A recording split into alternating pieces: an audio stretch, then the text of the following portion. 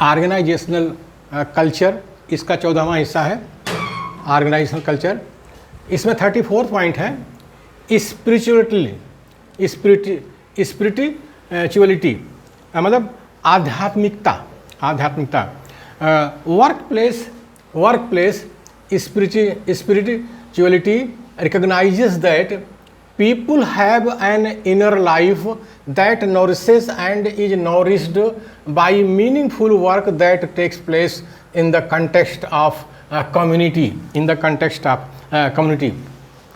कार्यस्थल की आध्यात्मिकता की ऐसी मान्यता है कि लोगों के अंदर एक अंतर्मन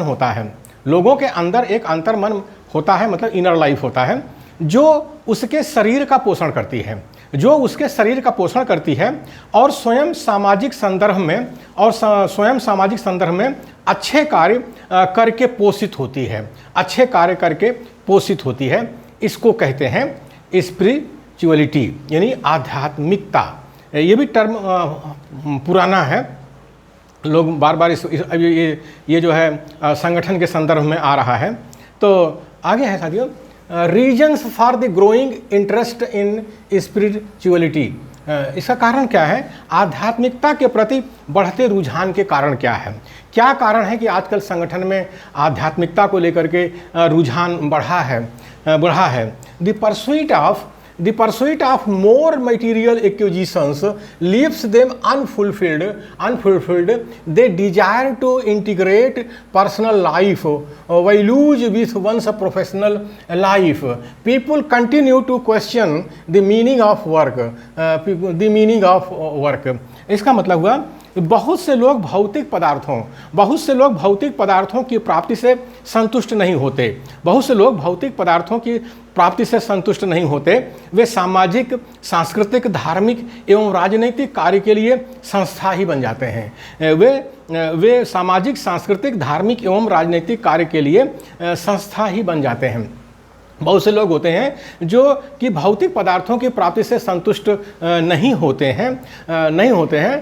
जैसे अब रिसर्च स्कॉलर्स होते हैं जो जैसे आइंस्टीन हुए, न्यूटन हुए, इनको थोड़ी सी आवश्यकता थी जीवन के लिए, पोषण के लिए। बाकी वो रात दिन पढ़ते लिखते रहते थे, रिसर्च करते रहते थे। इसी तरह से प्रोफेसर्स लोग हैं, लाइफ लॉन्ग पढ़ते रहते हैं, ज़िंदगी भर वो पढ़ते रहते हैं। उनको भी थोड़ी सी आवश्यकता है भौतिक पदार्थों की, अगर वो पूरी हो जाए तो उनका मन लगा रहता है।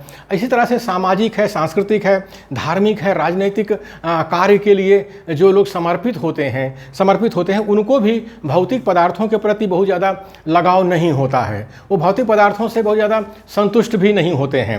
वे जो हैं सामाजिक, सांस्कृतिक, धार्मिक कार्य, राजनीतिक कार्य करते करते खुद ही एक संस्था बन जाते हैं, इंस्टीट्यूशन खुद वो बन जाते हैं। तो यही यहाँ से जो है आध्यात्मिकता निकलती है, यहीं से आध्यात्मिकता निकलती है। इसीलिए आध्यात्मिकता की चर्चा इसी संदर्भ में की जाती है। Characteristics of spiritual organisation. इसका मतलब है कि आध्यात्मिक संगठन की विशेषताएं, जो आध्यात्मिक संगठन होते हैं, खास करके आध्यात्मिक संगठन सामाजिक, सांस्कृतिक, धार्मिक और राजनीतिक क्षेत्र में ही होते हैं। इसी क्षेत्र में ये होते हैं। तो उनकी विशेषताएं ये हैं: strong sense of purpose, second है ट्रस्ट एंड रिस्पेक्ट, थर्ड है ह्यूमनिस्टिक वर्क प्रैक्टिसेज, फोर्थ है टॉलरेशन ऑफ वर्कर एक्सप्रेशन। मैंने कि स्ट्रॉन्ग सेंस ऑफ पर्पज का मतलब होता है उद्देश्य के प्रति गहरी निष्ठा।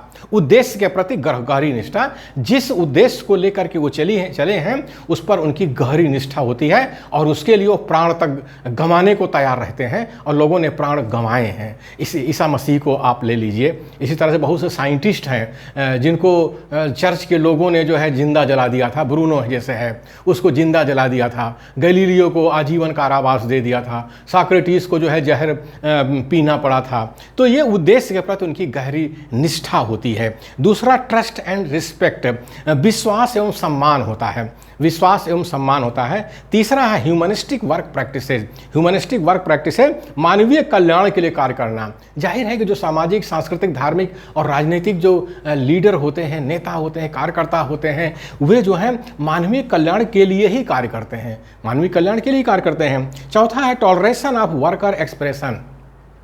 कार्यकर्ता की अभिव्यक्ति के प्रति सहिष्णुता।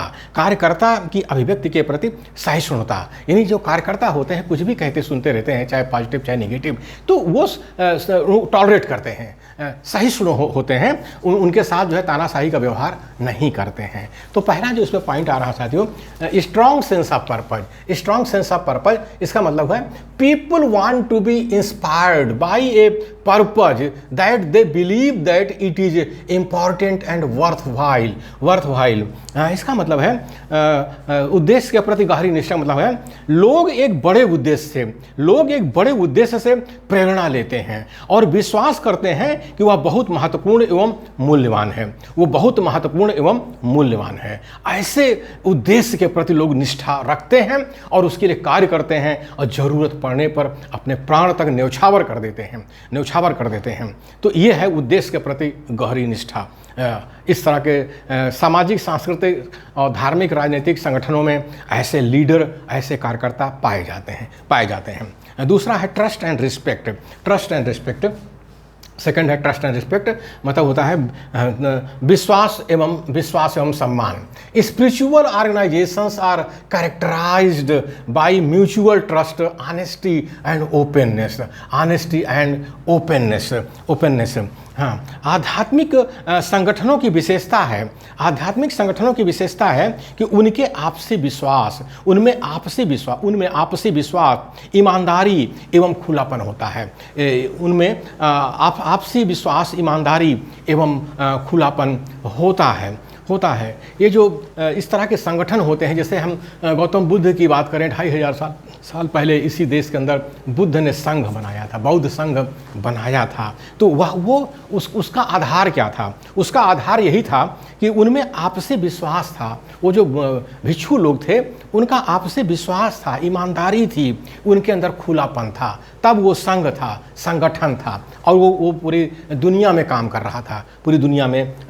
रहा था। आगे है साथियों, managers are not afraid of their mistakes to admit. हाँ, इसका मतलब है संगठन के कर्ता धर्ता अपनी गलतियों को स्वीकार करने में हिचकते नहीं हैं। संगठन के कर्ता धर्ता अपनी गलतियों को स्वीकार करने में हिचकते नहीं हैं। अब देखिए, आध्यात्मिक संगठनों में ये जो सुप्रीमो तानाशाह होते हैं ये फिट नहीं बैठते क्योंकि ये जो है अपनी गलतियों को स्वीकार नहीं करते, ये पूरे तरह से जंगली जानवर होते हैं। तो आध्यात्मिक संगठनों में लोकतांत्रिक नेता ही होते हैं, लोकतांत्रिक कार्यकर्ता ही होते हैं जो फैमिली स्पिरिट पर काम करते हैं, मतलब डेमोक्रेटिक स्पिरिट, फैमिली स्पिरिट, इसके ऊपर वो काम करते हैं। वहाँ पर सुप्रीमो तानाशाहों की दाल नहीं गलती है। अगर उसको रखेंगे भी तो वो संगठन आध्यात्मिक नहीं रह जाएगा, वो संगठन टूट फूट करके बराबर हो जाएगा। थर्ड है साथियों, ह्यूमनिस्टिक वर्क प्रैक्टिसेज। इसका मतलब हुआ कि मानवीय कल्याण के लिए कार्य करना। तो जाहिर है जो आध्यात्मिक संगठन होते हैं वो मानवीय कल्याण के लिए ही कार्य करते हैं। जैसे क्रिश्चियन मिशन है, बुद्धिस्ट मिशन है, ये सारे मिशन इसी बात के लिए हैं, मानवीय कल्याण के लिए ही हैं और इसी वजह से ये सारी दुनिया में फैले भी हैं, फैले भी हैं। अब जैसे इस्लामिक मिशन है, इस्लामिक मिशन में क्या है, ये गरीबों को लेकर के, शोषितों को लेकर के मोहम्मद साहब ने इस धर्म को चलाया था, गुलामों को आज़ाद करने के लिए इस धर्म को चलाया था। तो जाहिर है दुनिया के हर हिस्से में जहाँ भी गुलाम थे, शोषित थे, लोग गरीब थे, उन लोगों ने इस्लाम का स्वागत किया था। तो चौथा है point, toleration of worker expression. इसका मतलब हुआ कार्यकर्ता कार्यकर्ता की अभिव्यक्ति के प्रति सहिष्णुता, कार्यकर्ता के अभिव्यक्ति के प्रति सहिष्णुता।